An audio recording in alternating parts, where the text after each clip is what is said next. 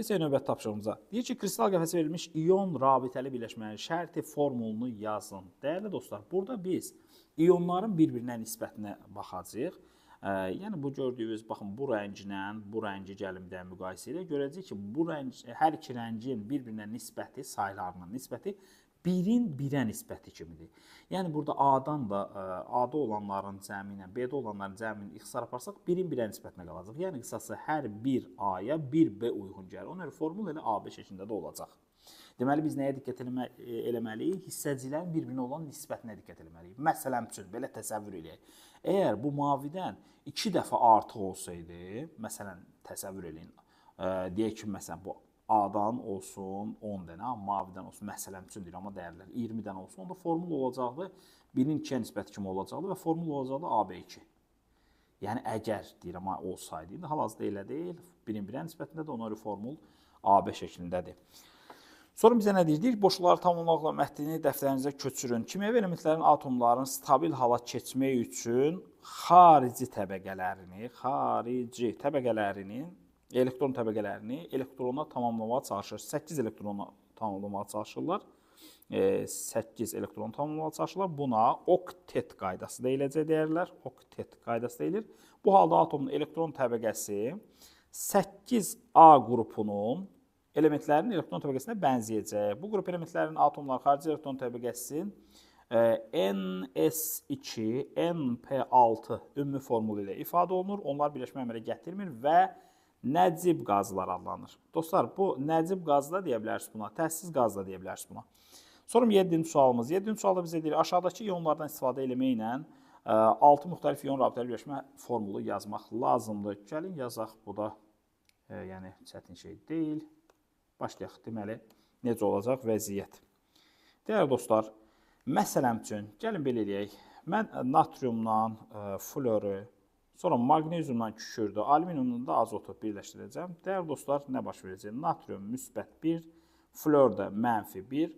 İyonların yüklərini çarpaz olaraq ayaqlara göndərək. Yəni, mənfi 1-lə müsbət 1 çarpaz ayaqlara göndərsək, heç bir dəyişiklik olmayacaq. Elə maddəmizin quruluşu bu şəkildə də olacaq. Yəni, natrium, fluor.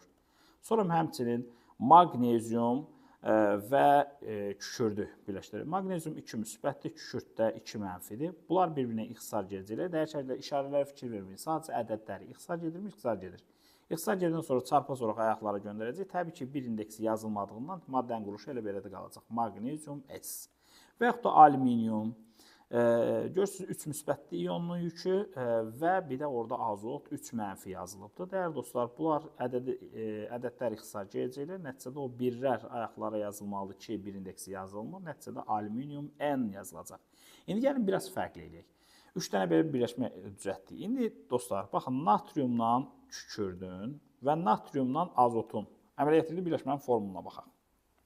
Natrium müsbət 1-dir, kükürd mənfi 2-dir.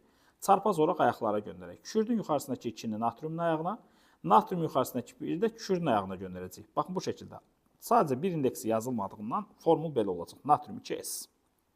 Və yaxud da natriumun üstündə müsbət 1 var, sonra azotun üstündə də mənfi 3 var. Dəyərlər çarpaz olaraq göndərsək, natriumun ayağına 3 düşəcək, azotun ayağına 1 düşəcək ki, bir indeksdə yazılmır. Ona görə olacaq natrium 3N. İndi dostlar, gəlin belə eləyək. Magneziumdan bu dəfə magneziumdan fluoru və magneziumdan azotu birləşdirək.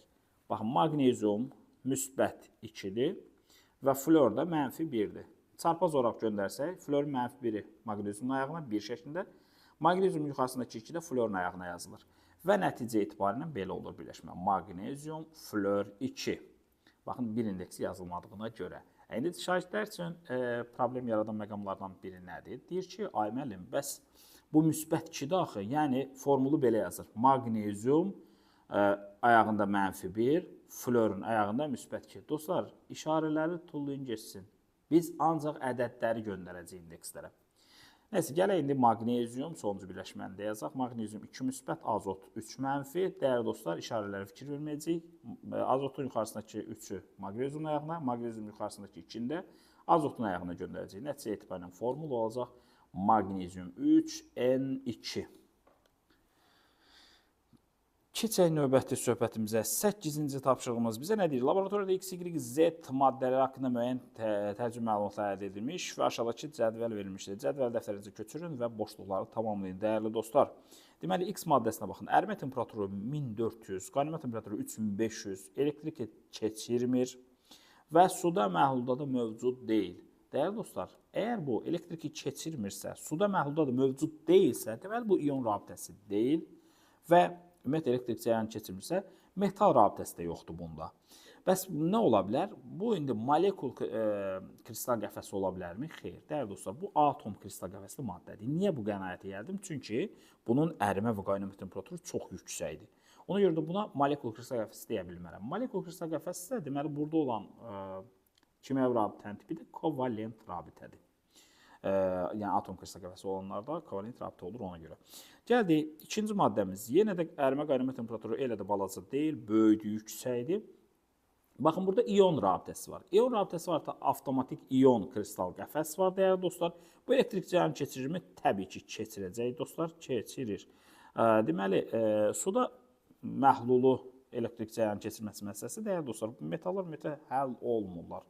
Suda məhlulu mövcud deyil bunun. Bəzi metallar var, su ilə reaksiya girirlər. Mən reaksiya girmək demirəm, dostlar. Həll olmadı deyirəm.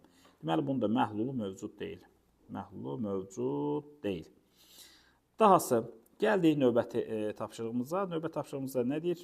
Görürsünüz, ərimə temperaturu da çox aşağı, qaynama temperaturu o qədər də yüksək deyil. Suda məhlulu elektrik cərəyanını keçirmir. Deməli, dostlar, əgər bu şəkildə deməli, molekul kristal qəfəsinə aid olan maddədir. Niyə bu qənaətə gəldim? Çünki bunun ərimə qaynama temperaturu çox aşağıdır. Molekul kristal qəfəsində də rabitə növü olacaq, kovalent rabitə. Və bunun elektrik keçiriciliyi də olmayacaq, keçirmir deyəcək buna. Keçək 9-cu tapşırığımıza. X16, Y9 elementlərinin atomları arasında yaranan rabitəni və əmələ gələn birləşmənin formulunu yazın. Mən keçən dəfə də bu sualı ümumiyyətlə tənqid eləmişdim, amma yenə də görəm bu sual yenə də qarşımıza çıxır. Niyə tənqid eləmişdim, niyə qarşımıza çıxır, onu da deyim sizə.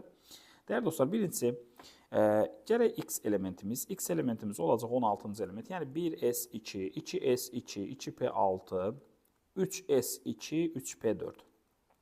Bu şəkildədir.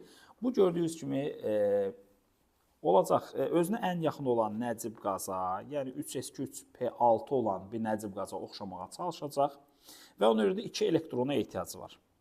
Yəni kükürt, bu əslində kükürtdür dostlar. Kükürt xarici elektron təbəqəsində gördüyünüz kimi 6 dənə elektron var və bunun 2 elektrona ehtiyacı var. Yəni bunun 2 dənə elektronu tək vəziyyətdədir, qalanları cüt vəziyyətdədir.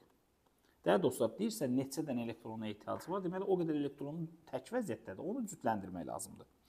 Sonra bir də flora gələk.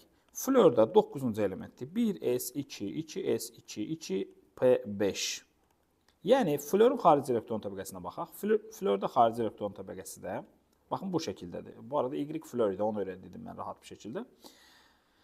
Baxın, burada görürsünüz, özünə ən yaxın olan nəcib qaza, yəni 2s2-2p6-ya oxşamağa çalışacaq. Bunun üçün də bir elektrona ehtiyac var. Yəni, bir dənə tək elektronu var. Qısası, bu da florun tək elektronu. Qalanlarını cüt vəziyyətdə yazıram. Yəni, şagird buna əsasən deyir ki, ay müəllim, yəqin ki, bunun bir elektrona ehtiyacı var deyə götürür bu floru, bura qoydu, qalanlarını da cüt vəziyyətdə qoydu. Sonra o biri floru da gətirdi, qoydu bura. Bir dənəsi tək, qalanlarını cüt vəziyyətdə qoydu və sonra deyir ki, müəllim, baxın, formul budur. Daha sonra maddə bu şəkildə yazılır və formulu da belədir. Gördüyünüz kimi bir dənə kükürt, 2 dənə flor var. S flor 2. Amma dəyərli dostlar, bu belə deyil. Kükürtlə florun birləşməsi S flor 6 şəklindədir. Yəni, yaxşı olardı ki, bu tipli istisna söhbətləri və yaxud da başqa şeylərlə izah olunan söhbətləri burada 8-ci siniflərə verməsinlər. Yaxşı olardı. Məsələn, flor əvəzində niyə illa da flor verirsiniz? Flor əvəzinə deyək ki, 17-ci elementi verərdiniz. Yəni, xloru verərdiniz. O da tam qayda ola bilərdi. Orada da əslində biraz eski flor 2 saat söhbətləri var. Amma hər halda da niyə məhz bunu verirlər bilmirəm. Gəldik dostlar 10-cu. Metalların özünə məxsus xassələri olmasının səbəbi onlarda metal rabitənin olmasıdır. Metalların xassələri üçün uyğunluğu müəyyən edin. Plastikli, bərkli, elektrik keçiriciliyi, sonra burada da onların xassələrinin səbəbləri var. Dəyərli dostlar, metalların plastikliyi nədir? Üfüqi və şaquli hərəkət edə bilən qatların olması metalların plastikliyini şərtləndirir. Yəni, Siz metala zərbə endirdikdə üfüqi və yaxud da şaquli hərəkət edən qatlar yerlərini dəyişirlər. Nəticədə qırılıb dağılma olmur. Sadəcə plastikli təmin olunur. Yəni yastılanır falan olur. Sonra metalların bərkliyi nə ilə əlaqədardır? Dəyərli dostlar, metallarda ümumiyyətlə delakallaşmış elektronlarla metal kationları arasında çox güclü bir cazibə var. Nəticədə metal çox möhkəm olur. Yəni belə deyək də, kationlar o delakallaşmış elektronlarla bir-birinə çox möhkəm tikilir, kobud dedilsək. Bir-birinə ayrılanmır. Onlar çox möhkəm olurlar. Sonra elektrik keçiriciliyi bu delakallaşmış elektronlarla bağlıdır. Elektrik keçiriciliyi üçün bizə yüklü zərrəciklər lazımdır. Yüklü zərrəciklərdə bizə təmin edir həmin o delakallaşmış elektronlar. Sərbəst şəkildə metalın içərisində hərəkət edirlər və elektronlarda, elektriki də daha doğrusu yaxşı da ötürə bilirlər. Hər şeylərə diqqətiniz üçün təşəkkürlər. İnşallah növbəti dərslərdə görüşərik.